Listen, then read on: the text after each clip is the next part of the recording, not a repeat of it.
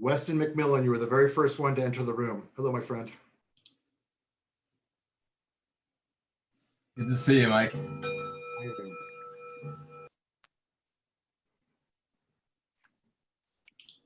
Oh, wow, so many familiar faces. It's great to see everybody.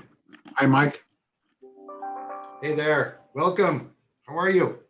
Good. Hello. Hey, Michael. Hey, everybody. Hi. We got a bunch of people coming in. We're up to 80, and it keeps.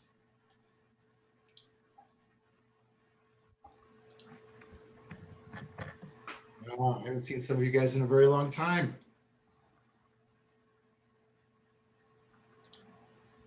Oh, this is exciting.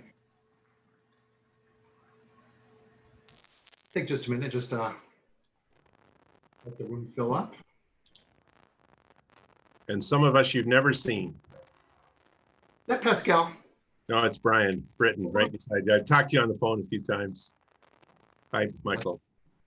Yeah, the people over, the faces are over here and the PowerPoint's over there, so I'm kind of needing to keep my attention here. But hello, Michael. There you are, Pascal. Hey. Okay, the waiting room is still filling up. We're exceeding 100 almost. Give us a second. Hi, Michael. It's been a while since I've seen you. Gina's on here, my partner. We had Hi, a lot of Mike. fun. Hi, everyone. This is like Mike's birthday party. Gina, hi Gina. Hi, who's that? I can't find the voice. It's Leslie. Hey, Leslie. Good to Hi. see you. Nice to see you too. Oh, now I see you. Yeah. Hello. These 5 screens here. We'll get it going.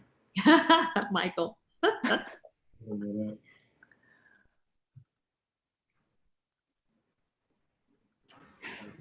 All right. The waiting room is still going. We're at 120. Wow.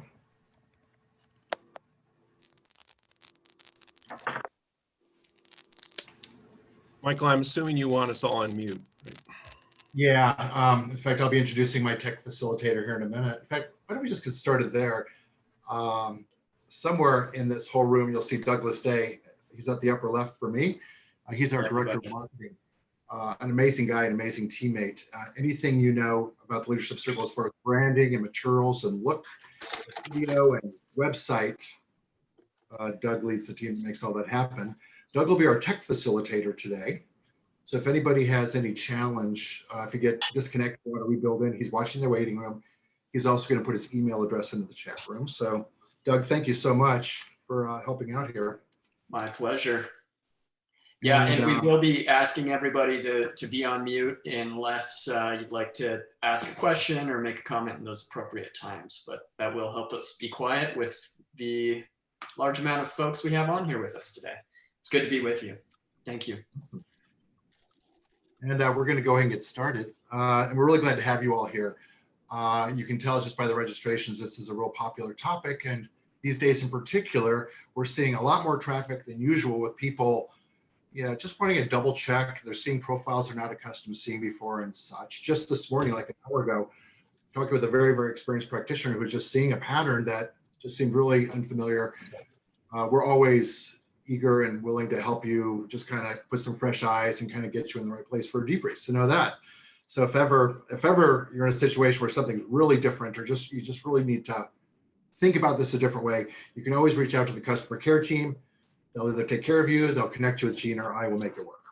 We'll definitely want to see you. We want to see you all thrive with this. And with that, I'm really excited to be the presenter.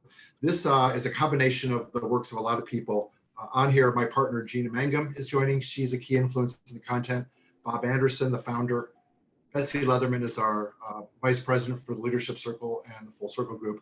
It's just really been great kind of picking the best minds about all the possibilities. As we go into this, the reality is we've got a lot more content that we're going to cover in an hour. So if I could just sort of kind of share with you how we're planning to do this. We have more PowerPoint concepts and deck than we'll definitely be able to cover. We built the deck really with the intention of we're going to send this out to all of you afterwards. So keep that in mind with note taking.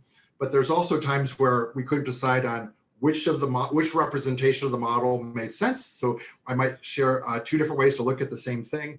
Just know if you see me going really fast forward, it might be the one that you want. There's other things where I'm just going to make reference to something very, very quickly, not expand on it, but instead share with you, here's where you can go to find more. There's several different resources, some of which are new. So, just know if I'm going fast, it's kind of built into the design. The deck will be follow-up. Lastly, we have a couple of activities. We will get you into some breakouts, a couple of activities where you'll be participating in some of your initial thoughts in the chat room. We'll ask you to do that, and then we're going to compile all of those contributions and send those out along with the recording and the deck. So as we get started, I'm Mike O'Connor. It's really good to be with all of you. I'm a vice president with the Leadership Circle. I'm primarily responsible for business development in the United States and Canada.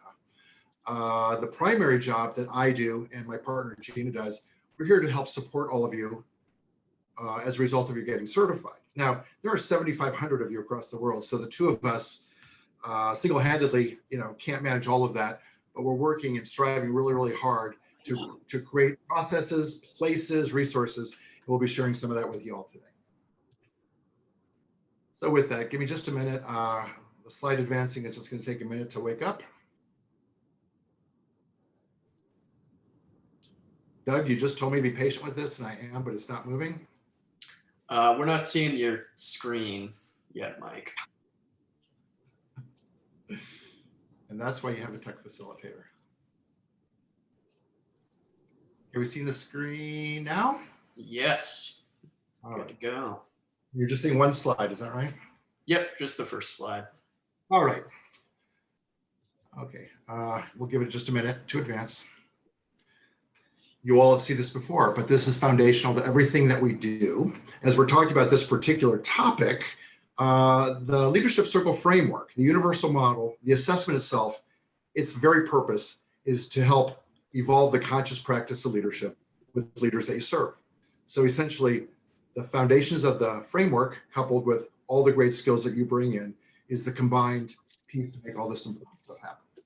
So just know there'll be a rhythm here about what to do with the framework and the reports and the data, and also look for a rhythm about what you can do to really fine tune and lean in on all those great things that make you all great. We're going to touch on both of those as a reflection. But in general, the time with you all today is really to focus on what can we do to set a project up to be successful going forward. Just want to get some foundational clarity about here's the best way to represent the real value proposition with the Leadership Circle profile. There are some strategies we'll talk through about how to deal with a person who's got a high reaction in their response to their feedback, or if there's a lot of reactive tendency in their profiles, and just some things that we all as coaches can do to just be at our very, very best. In preparation, I was reflecting on a very significant experience I had a couple of years ago with a very experienced Leadership Circle profile certified facilitator.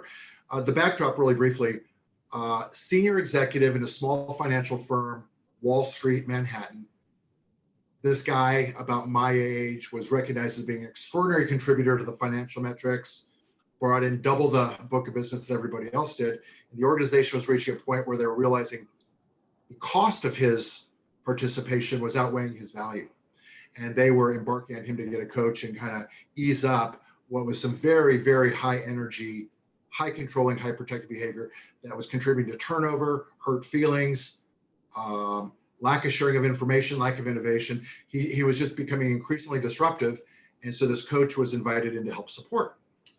Well, I've never seen it like this, but this coach and I, again, very experienced, was looking at this report. It could not more illustrate an upside down mushroom.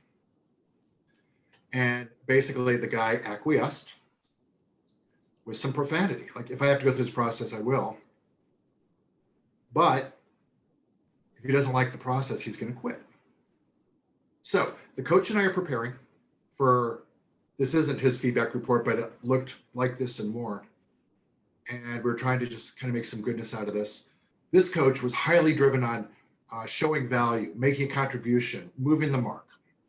I, on the other hand, if you know me, you're not surprised, I was triggered by the, oh my God, the guy's going to quit if he doesn't like it. So I'm leaning in with my reactive about pleasing and let's make this all nice. And together, the two of us had to kind of stop and catch ourselves. And we did. The outcome was remarkable. I was not there. I heard about it after the fact. It was a remarkable, life-changing event for this person. So back in the days when we would meet with our clients face-to-face, you might remember the orange binder and the sealed envelope, and it's sitting between the two of you, and it wasn't opened yet. And as the conversation went, the feedback report was never opened. Rather, this coach followed the process. He started off with getting acquainted, building some context. He talked through and got some really good wins on the life stories, the life journeys, those 3 questions we ask at the front end. There was an unlocking. And so the coach simply said, you're not going to want to see this feedback.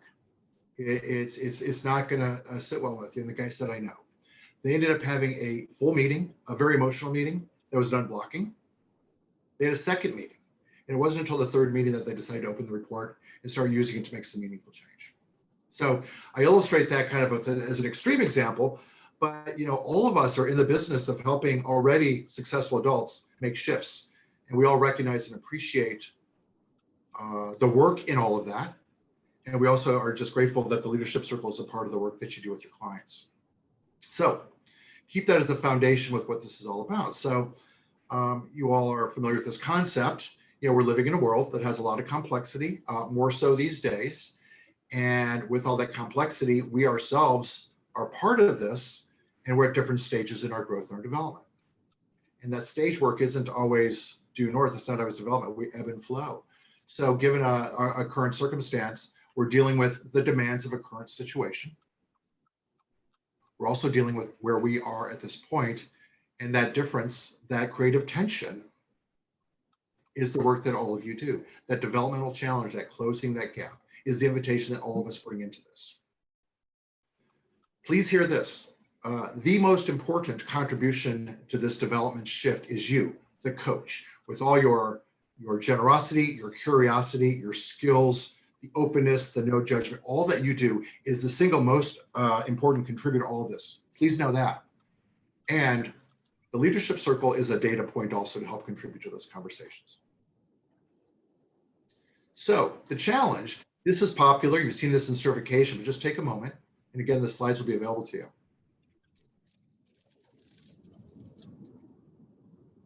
We have 2 choices. We can either change the complexity of the world, or we can change our reaction to the complexity. And that, my friends, is the foundation of the leadership circle framework. So I'm going to move quickly. All of you have seen this in certification, but the real invitation is we make conscious choice with every single situation on how we choose to participate, how we choose to respond. And the work that you all do, that we all do, is helping people understand where they have creative energy to really lean towards, where they have reactive tendencies they need to manage, and with every important choice, making decisions, ideally the right creative decisions. So we're going to see growth in generative work going forward. Here's an illustration if you came in late. These slides are going to be going through at a pretty quick volume because on a few times, this is one example. I might show the same model a few times. You all can then, when you get the deck, pick the one that you want. But this is a new slide Doug created recently that illustrates a point we're all familiar with, just in a different way. This one is useful in that it really helps illustrate the creative tension between the reactive and the creative. And that line that goes up and down is that pause between 2 notes where we have conscious choice. And with that, then, you all know how the model fits into all of that. One final way, if you haven't seen it in a while, there's a really awesome video on YouTube, Bob Anderson, Purpose versus Safety. It's an oldie, but a goodie, and it's really relevant these days. But with that, it's just a constant navigation through playing it safe, which is, the reactive structure, versus focusing on things bigger than us. That's the invitation. So kind of laid the foundation with 3 different models, and then just to kind of bring it all together, Einstein refers to that as the adaptive challenge.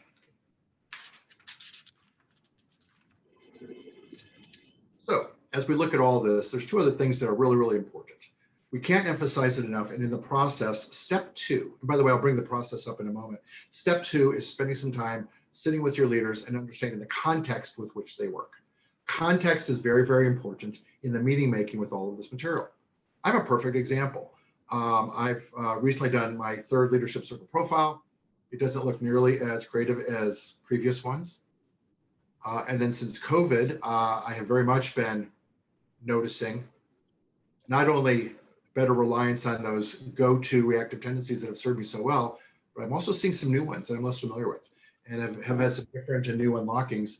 Talking candidly with my coach about how COVID and how I'm sitting here, day 212, by the way, and how I'm responding and how to show up. But the whole point is context is really important. Jeff Hilsinger, just to check, I'm hoping you guys can see 4 different graphs. Doug, you'll weigh in and voice if my slide. Good. A super strong senior executive with Honda North America, a big friend of our family. He's been using the leadership circle across different industries over the course of time. And he's hard charging and powerful and awesome and just a bunch of energy. And his energy shows up in a lot of different ways through the years. Sometimes things get more creative, sometimes they get more reactive as the context changes. It's very possible that how we show up within the context can also change, and we need to honor that. There's also this little tiny middle, this little black spot in the middle is identity. I don't feel like we ever give that enough justice, but that identity is really where it all starts.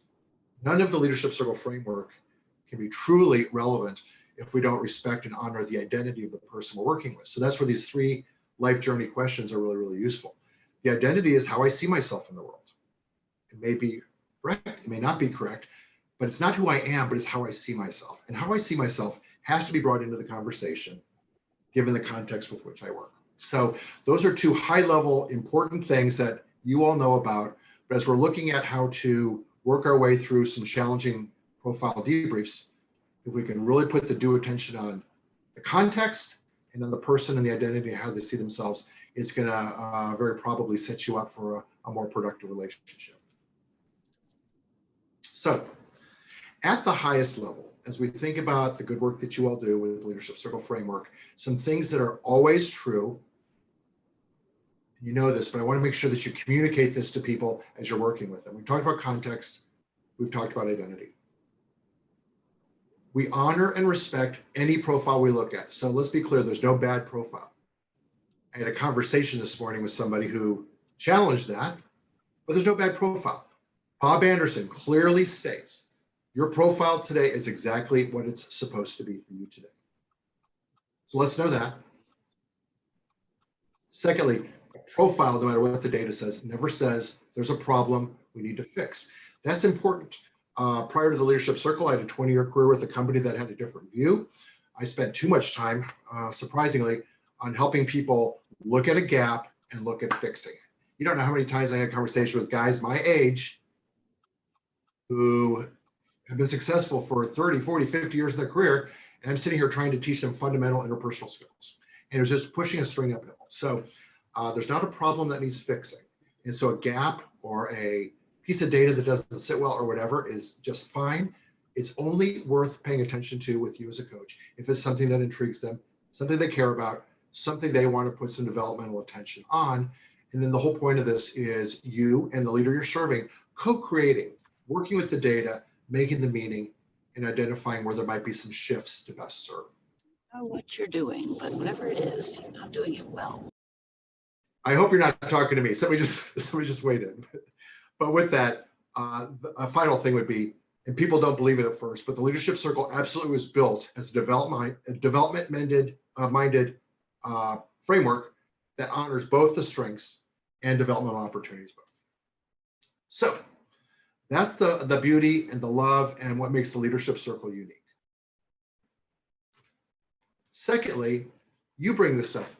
I was just in a conversation just yesterday. We just wrapped up a virtual Leadership Circle certification. I've probably been to 100 or more of them. Many of you in this call I know because I met you in a certification. I'm constantly amazed how every month, once or twice, we meet 15, 20, 25 people, and you all share this amazing energy.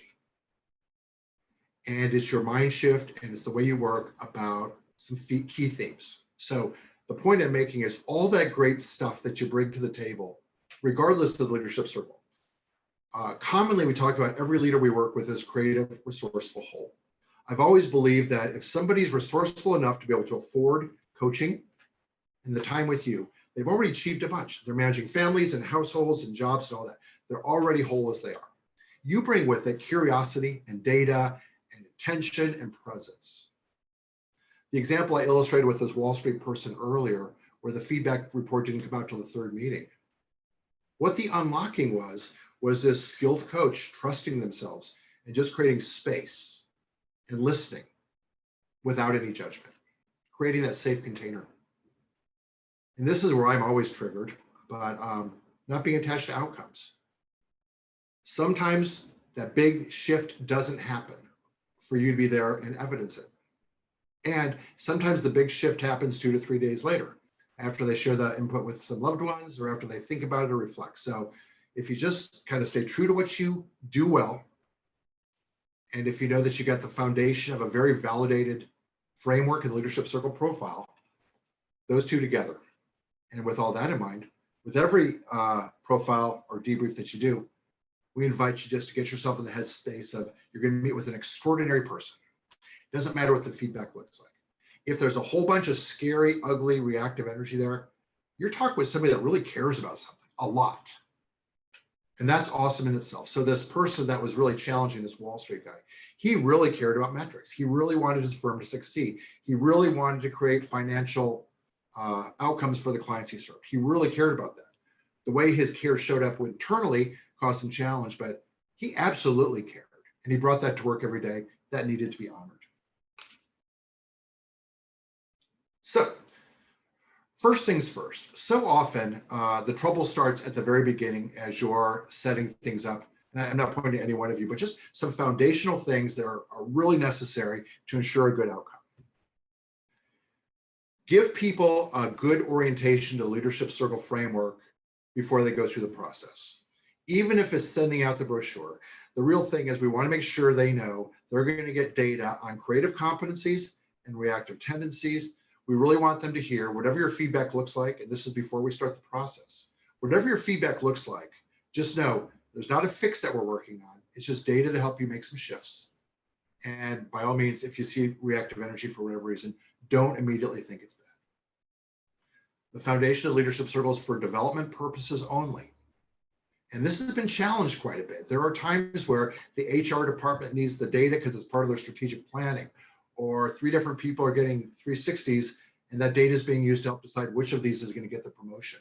It is not validated. It's out of integrity to use it for any purposes other than development.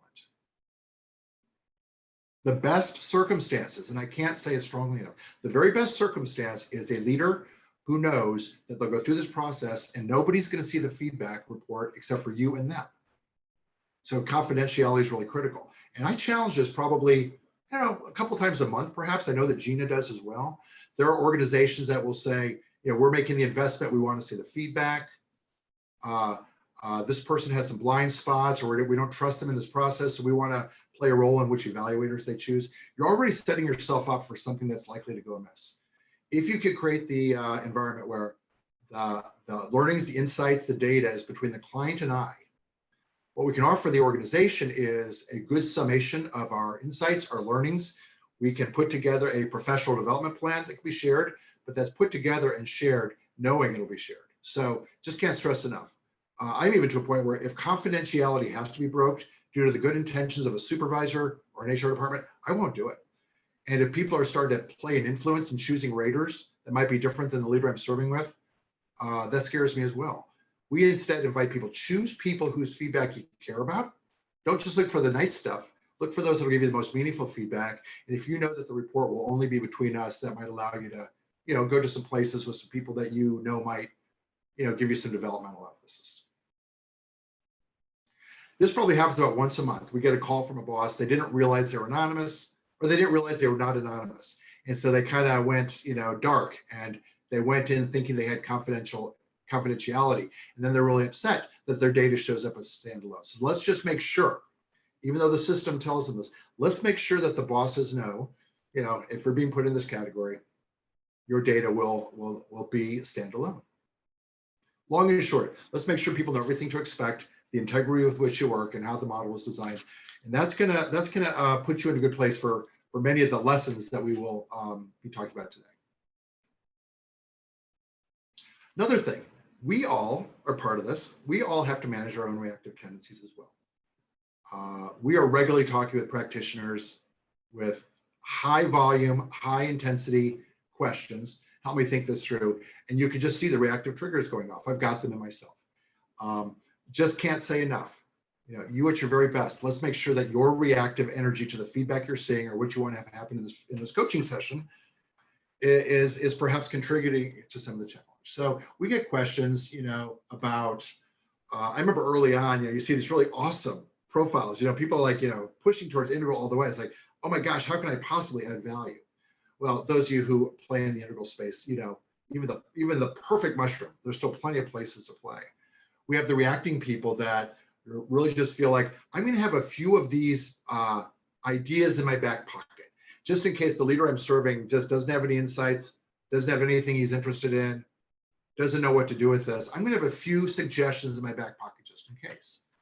Hold them, but hold them lightly, because that's really stuff to kind of keep you safe.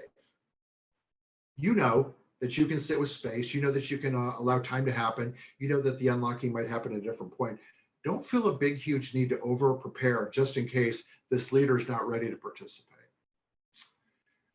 So those are the kinds of things that we just want to make sure you just kind of keep in mind. And especially during these, these days with all the uncertainty in the world, let's just know that our own reactive tendencies can get triggered. The next piece we'd like to emphasize is trust the process. You all were introduced to a debriefing process as one way to do things. You're always welcome to do it a different way. Please know that. But this process, this 8-step process, which has been around longer than I have, this process works. Things that sometimes people challenge, they might challenge step 2, an overview of the context. You might say, I already know the context. I've been working with this client for 6 months. Isn't a bad thing just to kind of get yourself in that conversation one more time. What are the current challenges you're facing? What are the current things that are on your mind? What are some of the more recent things you're dealing with at work? Just to kind of do some positioning. And then step 4, this whole leadership journey conversation. Let's look at what are some key influences that have impacted you as the person you are today. You all might notice the one I'm sharing with you, we've inverted the 3 questions. This is kind of new. It used to be the 3 life story examples, and it started with the early years and it ended with the more recent. We've done a flip. You can stay with whichever one you want, but we've done this flip because the more recent years seem to be what people have on their mind, specifically leading under the context of shelter in place, virtual teams, and so forth. So this new flip is just one way to play with as far as how to do that unlocking. But I can't stress enough, this unlocking with the step 4, these questions could be very, very useful to you. And sometimes people question, I'm an internal person. These are people I've worked with. These are my executives. I don't know if there's a place for this. Worst case scenario is they go light. They don't share much with you, and that's fine too. You might even notice, oh, by the way, your profile report shows a lot of distance. And there's an illustration of that too. It doesn't matter. Whether they go small, whether they go big, you might just get some new insights that might help with your unlocking. So trusting the process. Here's something that's a best practice, but I'm seeing more and more people push against this. The whole let's get ourselves prepared and all that, great. Let's create some curiosity points. Let's have a few ideas. Let's start to create some connections, great. Just can't stress enough though. Do all that work to get yourself comfortable and then put it off to the side. Just this week, I was talking with somebody trying to say, Mike, I just want to make sure I'm seeing this the same way. These are probably the 2 or 3 things that she needs to focus on.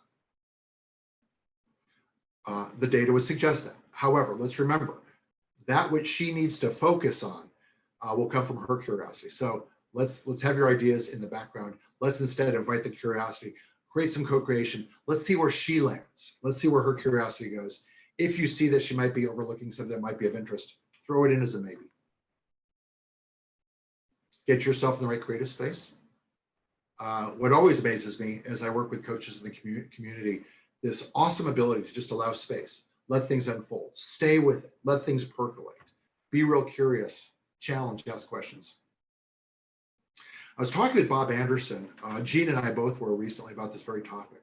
And a new thing that I'm hearing more of lately, he was just really wanting to make sure the community heard, follow your intuition. The thing about intuition, it's a hunch. You can name it. You might nail it, and there'll be some great stuff there, and you might not, and that's fine too. You'll get some clarification. But we'll be talking about some different things you can do to kind of name your intuition. But if you're just sensing something, bring it out into the conversation, just see where it might go. And again, let's realize the significant thing might not happen. Or more probably, it might not happen yet. Let's just know it might come at a different time. Bob shared a recent example. He thought he really misfired on a debrief he did. It was flat. He didn't feel like he was at his best. He didn't see the person having any light bulbs.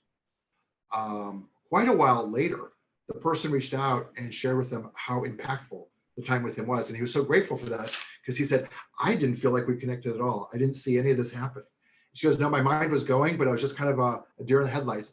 It took some time for me to sit with it before the real insights came. So just know that, that could happen. Hey, Mike, Yes, sir. is that red line on your screen too? And is that meant to be there?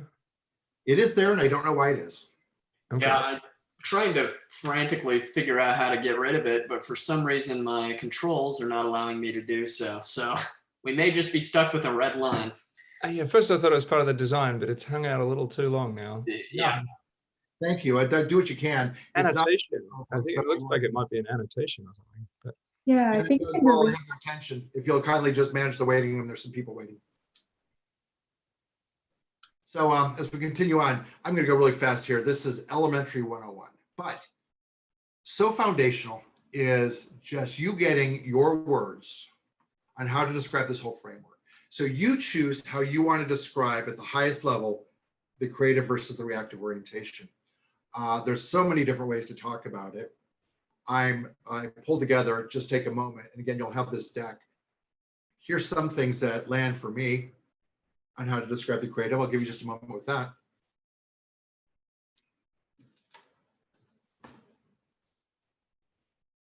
Here's some other key themes with the reactive.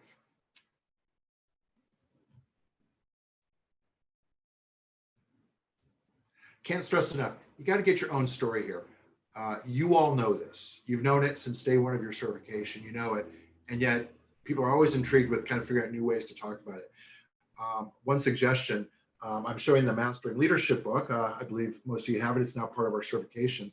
We have 3 chapters dedicated to creative and reactive. So if you haven't seen this in a while, you're kind of interested in maybe upping your game or re-looking at it, you might just go back and just kind of skim those chapters another time and just see if there's a kind of a new lens on how you might describe or position this. But this is all very, very important to the challenging debrief in really helping people not get caught in a funk about all that bad data in the reactive.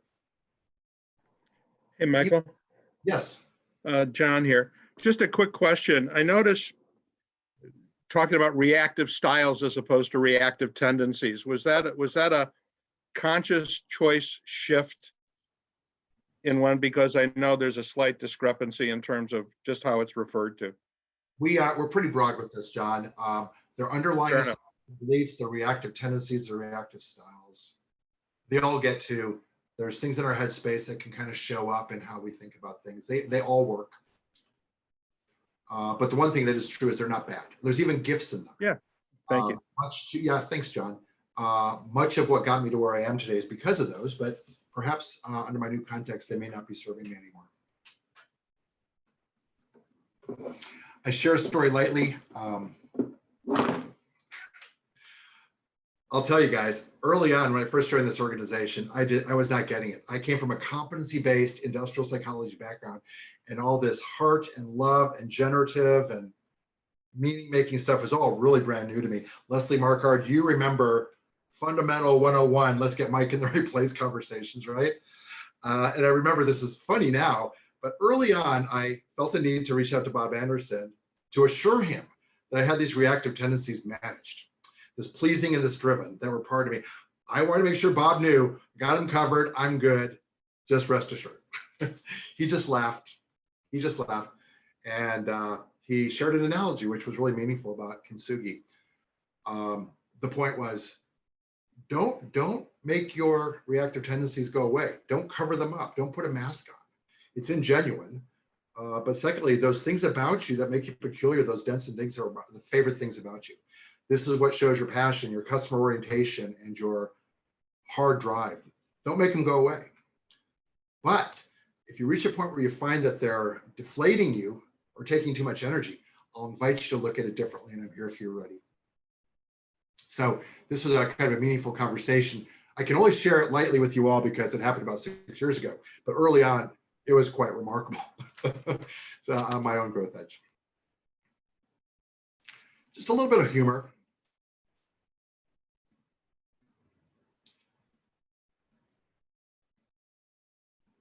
Point here is these reactive tendencies are motivated by some sort of need, but if the need is to create scale, to create more meaningful things, to get the team engaged or the culture, the reactive tendency tends to come at a higher cost. A new analogy, I wish I could remember who taught me this. Reactive tendencies.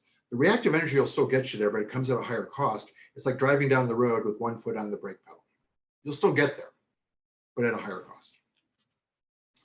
And this is a fan favorite. You've probably seen it in certification, but kind of speaks to the humor in all this as well.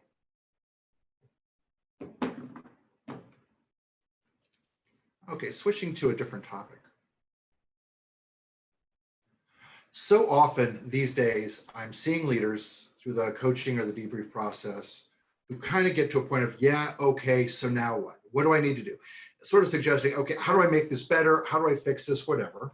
This fixing, again, is a reactive tendency. So, if we kind of, just more gracefully create the invitation to what will eventually be a development planning process that usually doesn't start in the first debrief. So a lot of you I know have concluded, and we all agree with you, the debrief itself is just barely enough.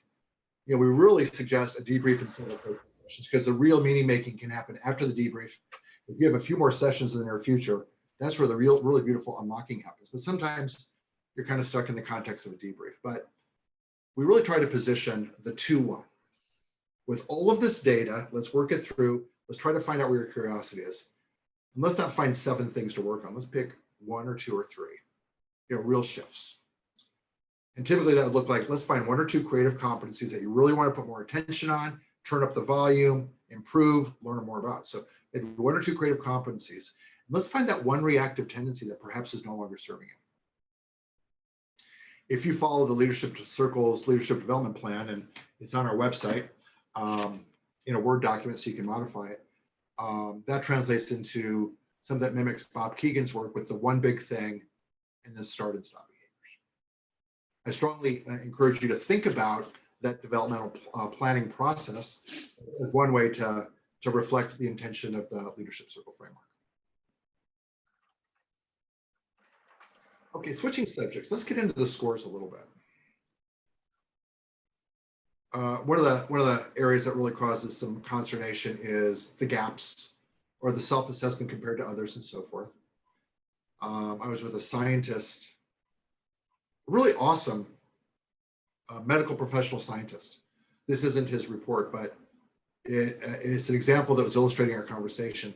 He was really getting curious about little tiny gaps. So, to help him understand the self-perception at one point in time, let's not get too excited about a gap within a competency or across greater groups until it's pretty sizable. So significant is usually 25% or greater, and that's for any Leadership Circle assessment. So the collective leadership assessment, the Leadership Circle profile, the manager edition, 25% is significant. That doesn't mean that's where your leader wants to put their care or attention, but anything less than that, we might just say it's almost a rounding error.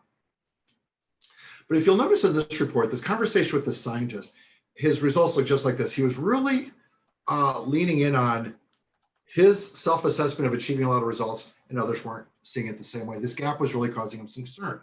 And another one was systems thinking. He was a little bit more amplified than this. So we got into some conversation. And I don't typically do this, but I do when we really get into these gap conversations. So I want to just remind you all these questions are answered on a 5-point frequency scale. So the gap isn't so much you're not doing it. So if you see low scores as a norm group, that doesn't mean you're not ever doing this. What it means is here's a frequency scale that you and your evaluators responded to. And if there's a big gap that you're interested in giving some attention to, The invitation might be to increase the frequency. And we've got resources to help you kind of zero in some things that might do that. And those could translate into start and stop behavior. So to illustrate it, and again, this is a person who is really intrigued by their achieved results and their systems thinking. Now, this is his report, a screenshot, and I've sanitized it.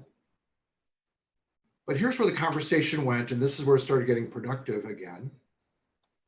Achieving results. We're looking at his self-score, which was at 86%, and the other score at 27. That big gap was what showed up on the graph. But 27% doesn't say you're not achieving results.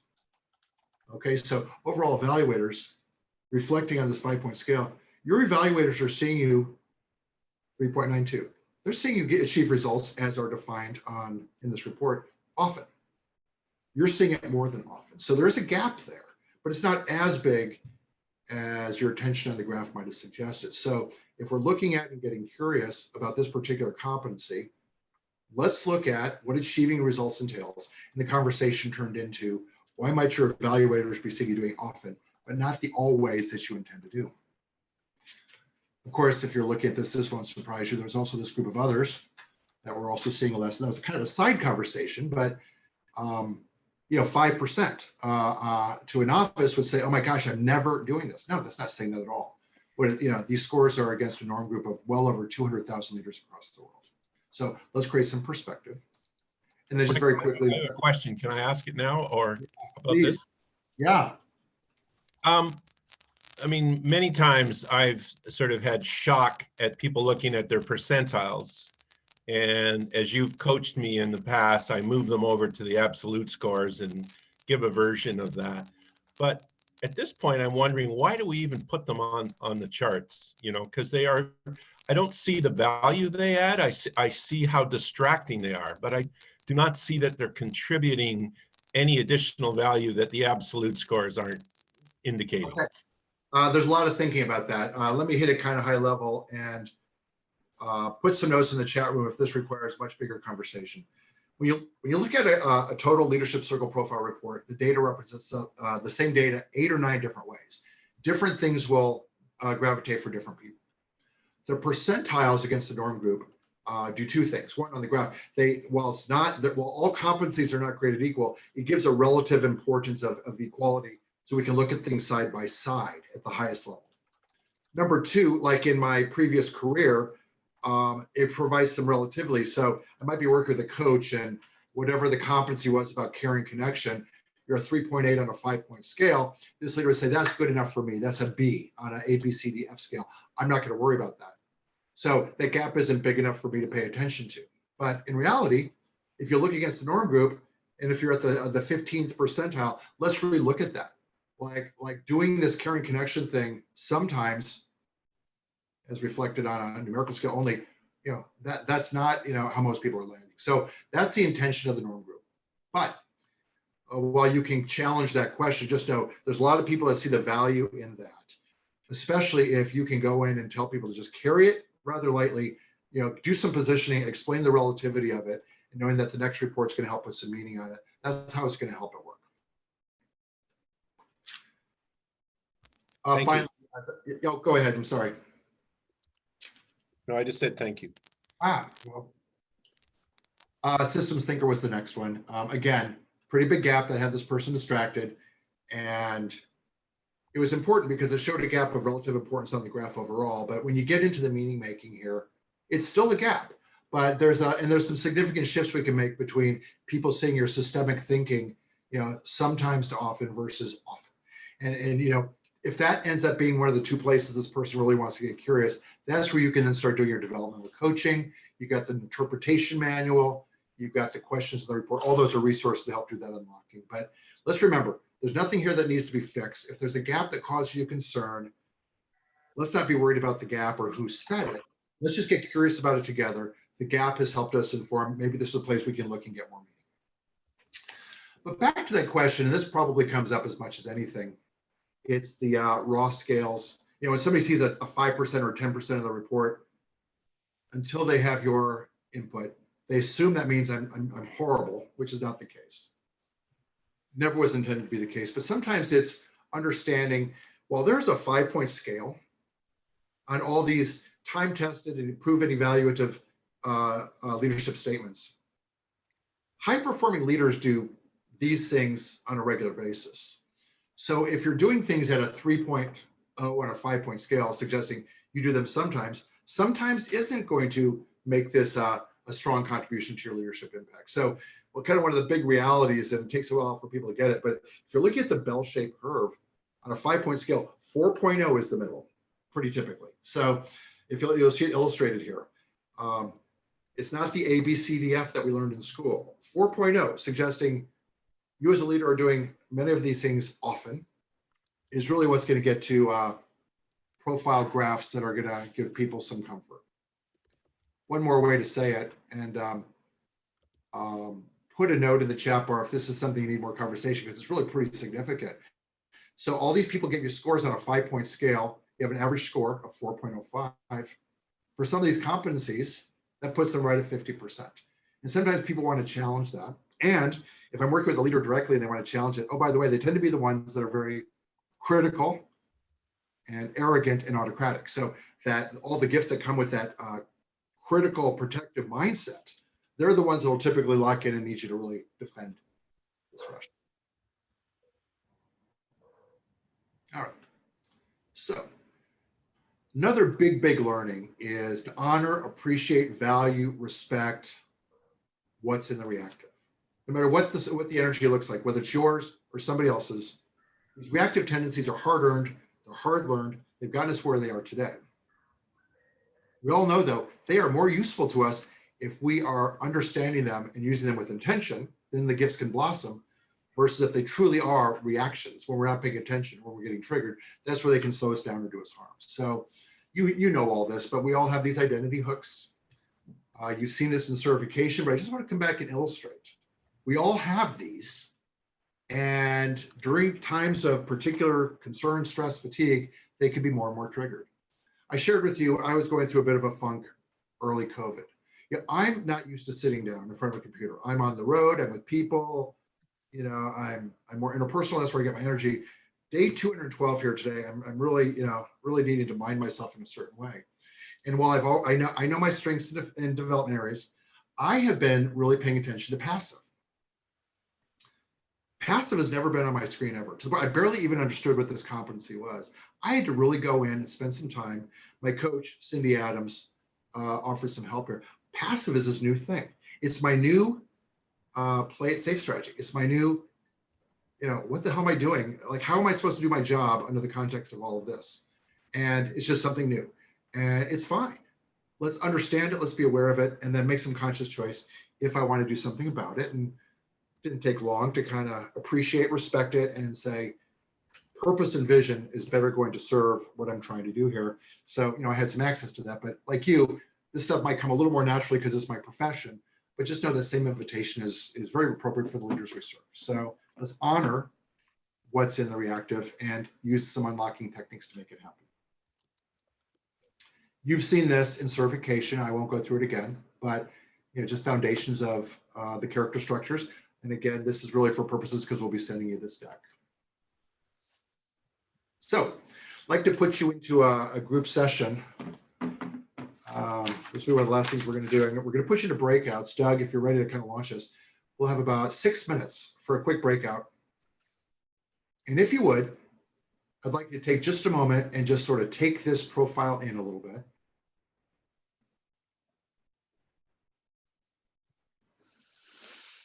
And also, just stop and ask yourself if there's anything being triggered in you as you see this. We'll see you all in about 6 minutes, but what we'll be asking you to do, perhaps it'd be useful if you just take a picture of these discussion questions, but Doug will put them into the chat room. But just spend a few minutes with some people in this room, 6 minutes, about some discussion prompts here. We'll see you in a few minutes.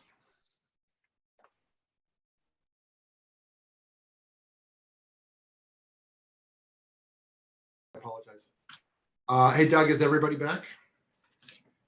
Yes, sir. Waiting room. Somebody got bumped out. Take just a moment, reflect, please. We'd love to hear your thoughts. Take just a minute and capture an insight or two in the chat room Doug's going to pull this all together. We're going to be sending it out to you all soon. We'd love to just hear what you guys have to say about any insights you had in the few minutes you had with your friends. Just a minute, please.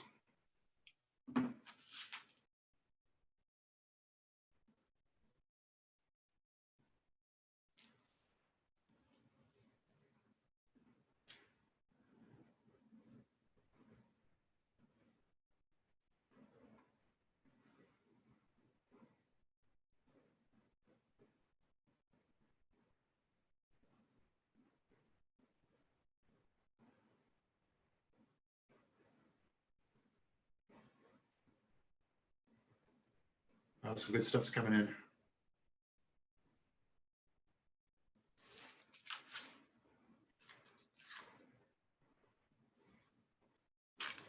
Doug, am I back at full screen? You've got the slides up. With one slide? Yep. Cool. Just take another 10 seconds or so to complete any final thoughts. There's some really remarkable, neat insights. Yeah, thank you for all this. Yeah, just complete your thoughts and we'll be sure to get this back to you. This is great. Hey, to kind of bring us to the final couple of points.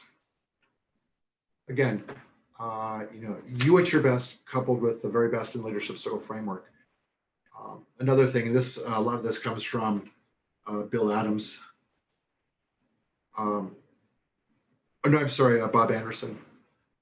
Follow your intuition. Follow your insights. Follow what needs to be said and just name it. If you're seeing a person defending or reacting or sad or withdrawn or whatever, name it and just see what unfolds. If you're right, it might get the conversation moving in a productive way. If you're wrong, they might be inclined to correct or modify or get things going. But just name what's on your mind, what you see.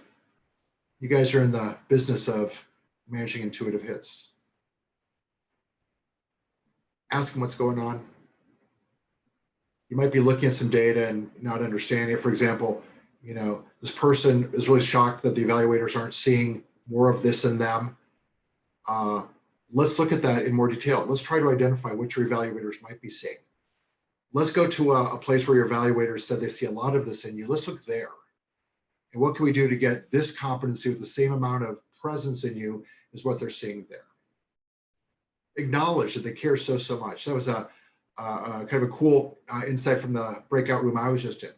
This leader, she, by the way, was extraordinarily passionate about making things happen for the well-being of the health. She was a healthcare administrator in British Columbia.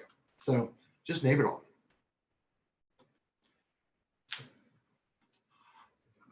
Trying to advance. Guys, I don't think we do this enough justice. This profile interpretation manual is a gem. I talk about it often. People are like, oh my God, yeah, I forgot. If you imagine in your preparation, seeing a leader kind of get caught into a something or other, it might do you good to go into the profile interpretation manual and just kind of explore that competency a little bit. Something I don't do as often, but instead of look at each of the 29 competencies one by one in the manual, you can also go to the broader categories. And there's some really beautiful writing about, just all the internal assumptions about complying overall or achieving overall. And that can help maybe help you appreciate, empathize with the headspace that the person might be in. And that empathy might also contribute to how you participate. I'm going to be very quick. I'm going to show a few last slides as we bring some closure. If you haven't got it, we've been hearing just remarkable insights about Bill and Bob's second book called Scaling Leadership. It does a few things. First of all, it's an easier read than the first one, more accessible, easier to work with, much more how-to. So there's a whole chapter on how to create transformational change, and there's a 6-step process. But what they've done is they've taken some remarkable research and put it into a really cool way to show, what are the gifts in a highly reactive leader versus what are the gifts in a highly creative leader. Both have gifts, and this book illustrates it so well. So I'm going to go through this too quickly, but I want you to have it in your deck, and perhaps this will incent you to kind of go back and review the book. But there are thematic strengths of those who are creative leaders. And creative leaders do these things 2.5 times more often than reactive. There's also strengths of reactive leaders. So the job isn't to fix or make a way or all that, but these strengths don't come at the same volume as they do in a creative mindset. There are also some liabilities we need to be mindful of. So this next piece, spend some time with it. I wish we had more time with it. It could be a whole webinar by itself, but when you take the gifts in the left-hand column, in this case, controlling, if you take out what the gifts are, you're only dealing with competitive liabilities. So there are liabilities with the controlling if you're not nurturing the gifts. Same is the case with the complying. Same as the case with the protecting. So scaling leadership is just one more way to pull this all together. So as we come to a close, first of all, this artwork, I took a picture of this. This is a flip chart Bob Anderson pulled together. His job was to show through a conversation, Deirdre Roush, I saw you here. This was Princeton, New Jersey when we were with Bob. He was showing the stage of adult development coupled with the creative versus reactive frame. And his intention was to show the simplicity of it. This piece of art was the result. But anyway, in closing, we have a brand new website. Douglas Day, our tech facilitator, took the lead, and it's been a remarkable feat. It just came out a week ago. So go check out the new leadershipcircle.com. We're hearing great things about it. Of note, you all, I hope knew, there was a place you could go to called TLC Go, which was another place, and you can go in and get all these different resources. We've been working diligently to get those things organized, cleaned up, fixed, updated, and so forth. The TLC Go content is now embedded within our website. Make a note of this password. This one password is different than your Project Center sign up, but you can go into the new website, go to TLC Go, click in this password.